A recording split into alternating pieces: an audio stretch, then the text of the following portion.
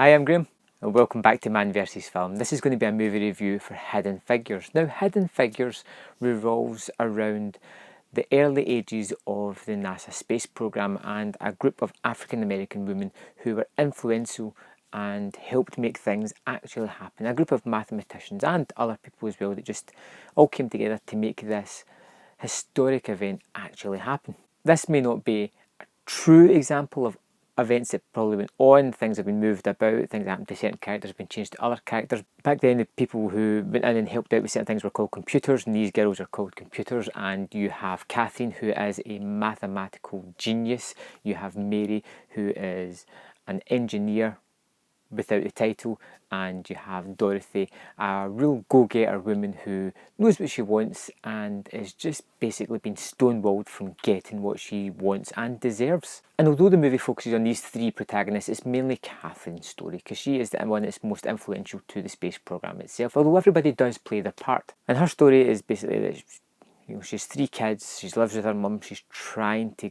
get on. She finally gets posted at a position that she's really good at in NASA, and that is under Kevin Costner, working out the mathematics and the trajectories and landing for the spacecrafts. And she excels at this role, but the movie kind of sort of focuses on how she is kind of marginalised, sidelined, but is kind of better than every other brain in that room. One of the main things that hit me about Hidden Figures was the humour that was in it. It was very funny, it was very approachable, it was very easygoing. It welcomes you in with open arms. It's one of those kind of movies that you can't help but enjoy. You know, you could go in here having the worst day of your life and you're going to leave the cinema smiling because it's just a fun movie that just puts a smile right across your face. The three actresses are terrific in the lead role. Kevin Costner is his usual excellent self. You get what you get with Kevin Costner, it's always pretty good. There is a couple of people in the movie that I don't think do particularly well. Kirsten Dunst is a little bit stilted. She plays the kind of sort of head of the computers, the one that's kind of not really giving the other girls their due. Jim Parsons, who's pretty much kind of playing a version of his character from The Big Bang Theory, or at least it was hard for me to disassociate that character with this one. It kind of bled into the movie and some of his actions, and the way he just kind of dislikes Catherine. I think it's a little bit because of envy, because of how good she is with the numbers. Those kind of roles didn't fit great with the movie. They weren't as good as everybody else was in the actual movie itself.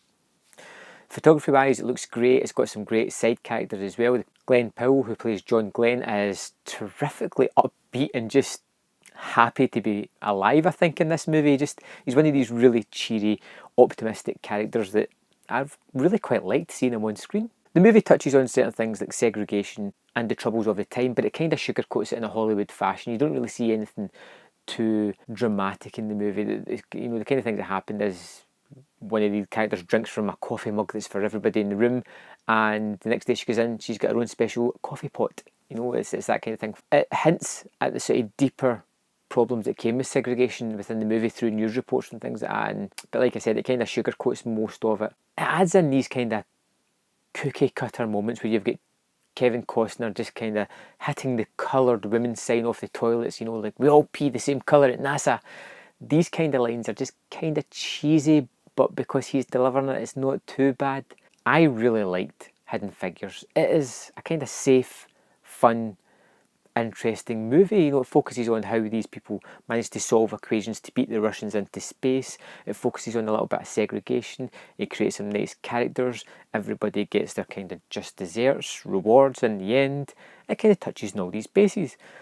But it never excels in anything. But that's not necessarily a bad thing. Sometimes just good enough is just good enough, and this movie is definitely that, which is why I gave it 4 out of 5 stars. It's the kind of thing that I would watch again a couple of times. You know, you put it on, it's kind of harmless fun, it's entertaining, and you don't get kind of movies enough that are like that. So it's definitely worth your time, definitely worth seeing in a cinema, definitely worth seeing in a crowded cinema if you can get it, because everybody seemed to lap up and enjoy it in my theatre.